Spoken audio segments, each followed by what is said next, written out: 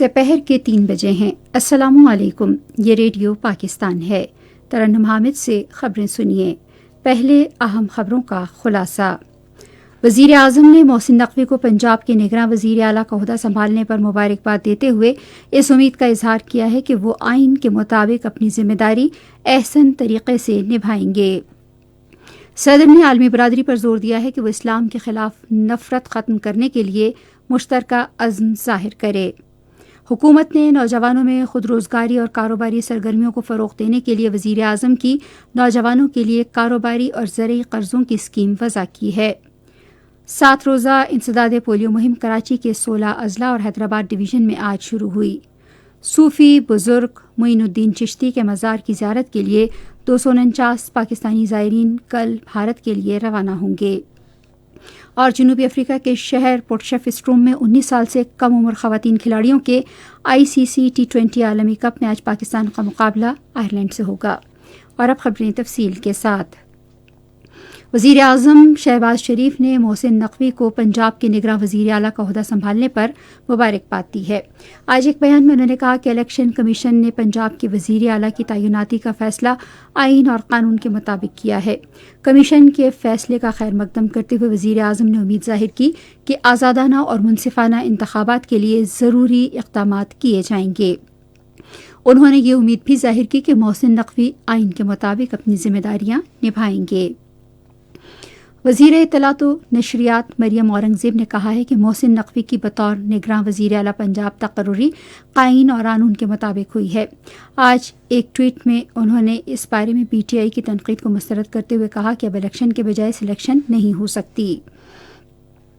Railway کے وزیر خواجہ سعد رفیق نے کہا ہے کہ عام انتخابات تمام فریقوں کے اتفاق رائے کے بعد ہوں گے۔ آج لاہور میں صحافیوں سے باتیں کرتے ہوئے انہوں نے کہا کہ صرف 2 صوبائی اسمبلیوں کے انتخابات سے ملک میں سیاسی افراتفری پیدا ہوگی۔ وزیر دفاع خواجہ آصف نے کہا ہے کہ پاکستان افغانستان اور ایران کے ساتھ رابطے میں ہے تاکہ دہشت گرد گروپ تینوں ممالک کی سرزمین کو ایک دوسرے کے خلاف استعمال نہ کر سکیں۔ آج اسلام آباد میں ایک نیوز کانفرنس سے خطاب کرتے ہوئے انہوں نے کہا کہ پاکستان کے افغانستان اور ایران کے ساتھ دوستانہ تعلقات ہیں۔ وزیر دفاع نے ایک سوال کے جواب میں کہا کہ پاکستان کا جوہری پروگرام انتہائی محفوظ ہے اور ملک اپنے جوہری اثاثوں کی مکمل صلاحیت رکھتا ہے۔ انہوں نے کہا کہ ہم اپنی بین الاقوامی ذمہ داریوں پر عمل درآمد جاری رکھیں گے۔ سیاسی صورتحال کے بارے میں وزیر دفاع نے کہا کہ پنجاب اور خیبر پختونخوا میں انتخابات سے متعلق تمام قانونی اور آئینی ذمہ داریاں پوری کی جائیں گی۔ انہوں نے کہا کہ ہم ان انتخابات کی تیاریاں شروع کر دی ہیں اور پارلیمانی بورڈ بھی تشکیل دیا ہے۔ منصوبہ بندی اور ترقی اور خصوصی اقدامات کے وفاقی وزیر احسن اقبال نے کہا ہے کہ ریاست مدینہ کے احترام انسانیت کے عالمی پیغام نے لوگوں کو اسلام کی طرف راغب کیا ہے۔ انہوں نے یہ بات آج پنجاب یونیورسٹی لاہور میں 4تھی بین الاقوامی سیرت کانفرنس سے خطاب کرتے ہوئے کہی۔ انہوں نے کہا کہ خاتم النبیین حضرت محمد صلی اللہ علیہ وآلہ وسلم کی سیرت نبوی مسلمانوں کے لیے عملی مثال ہے۔ انہوں نے کہا کہ ایک قوم کی حیثیت سے حضور پاک صلی اللہ علیہ وآلہ وسلم کی سیرت طیبہ کی تعلیمات اور اصولوں پر ہمارا پختہ ایمان ہے۔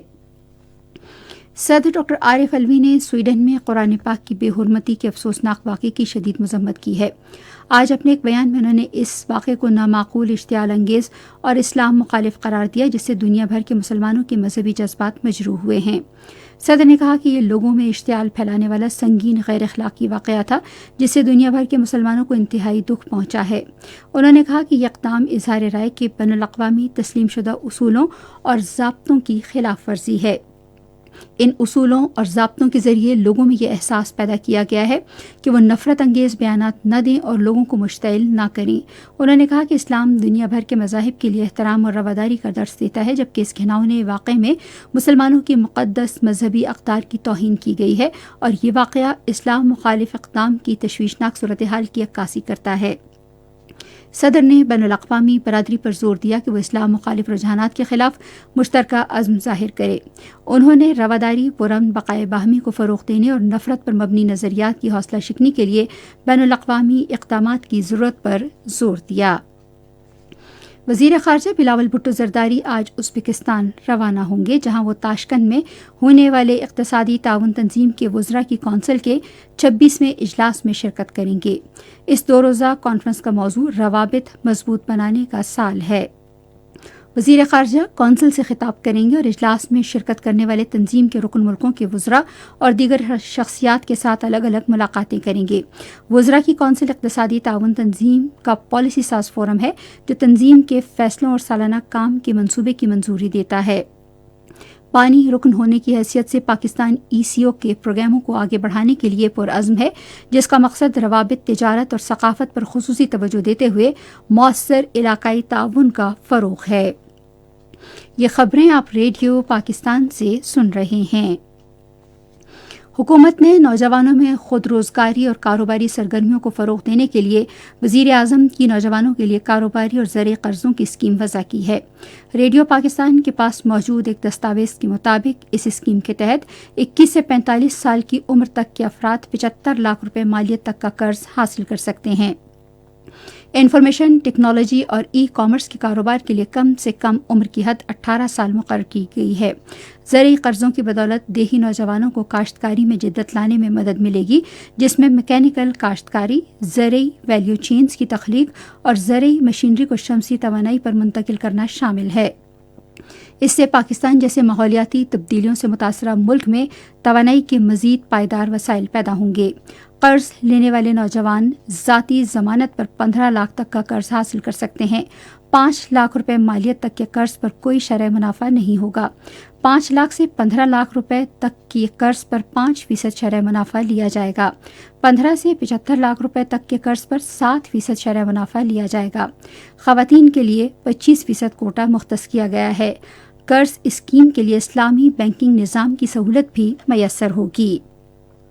7 روزہ انسداد پولیو مہم کراچی کے 16 اضلاع اور حیدرآباد ڈویژن میں آج شروع ہوئی۔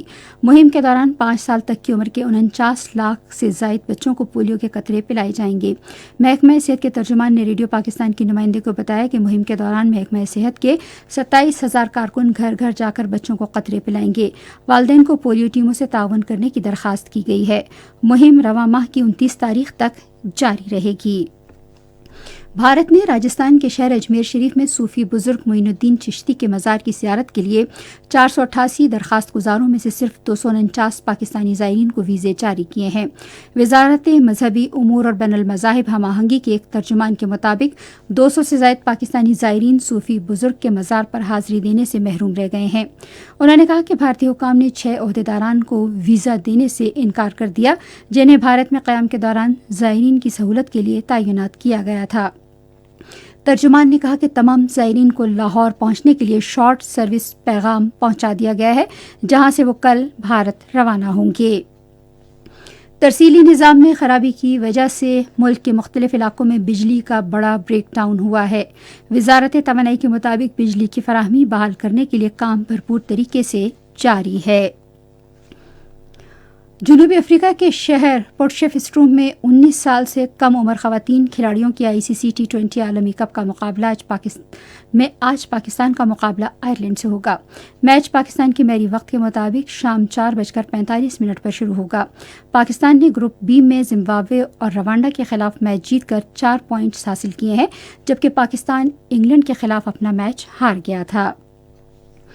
اور محکمہ موسمیات کی پیشگوئی کے مطابق آئندہ 12 گھنٹے کے دوران ملک کے بیشتر میدانی علاقوں میں موسم سرد اور خشک رہے گا۔ تاہم بالائی خیبر پختونخوا، کشمیر اور گلگت بلتستان میں چند مقامات پر ہلکی بارش اور پہاڑوں پر برف باری متوقع ہے۔ آج ریکارڈ کیے گئے بعض شہروں کا درجہ حرارت: Islamabad 2 degree centigrade, Lahore 7، Karachi 8، Peshawar 4، Quetta -6، Muzaffarabad 3، Gilgit 1 اور Murree -3 degree centigrade, Srinagar اور پلوامہ -2، جموں 6، لیہ -13، اننت ناگ -1 اور شوپیاں -3 ڈگری سینٹی گریڈ۔ خاص خبروں کا خلاصہ ایک بار پھر۔ وزیر اعظم نے محسن نقوی کو پنجاب کے نگراں وزیر اعلیٰ کا عہدہ سنبھالنے پر مبارکباد دیتے ہوئے اس امید کا اظہار کیا ہے کہ وہ آئین کے مطابق اپنی ذمہ داری احسن طریقے سے نبھائیں گے۔ صدر نے عالمی برادری پر زور دیا ہے کہ وہ اسلام کے خلاف نفرت ختم کرنے کے لیے مشترکہ عزم ظاہر کرے۔ حکومت نے نوجوانوں میں خود روزگاری اور کاروباری سرگرمیوں کو فروغ دینے کے لیے وزیر اعظم کی نوجوانوں کے لیے کاروباری اور زرعی قرضوں کی اسکیم وضع کی ہے۔ صوفی بزرگ معین الدین چشتی کے مزار کی زیارت کے لیے 249 پاکستانی زائرین کل بھارت کے لیے روانہ ہوں گے. اور جنوبی افریقہ کے شہر پوٹشیفسٹروم میں 19 سال سے کم عمر خواتین کھلاڑیوں کی ICC T20 عالمی کپ میں آج پاکستان کا مقابلہ آئرلینڈ سے ہوگا. اسی کے ساتھ خبریں ختم ہوئی. مزید خبروں اور تجزیوں کے لیے آئیے ہماری ویب سائٹ پر radio.gov.pk اور فیس بک کے link radio Pakistan news official پر براہ راست ویڈیو سٹریمنگ بھی ملاحظہ کیجیے.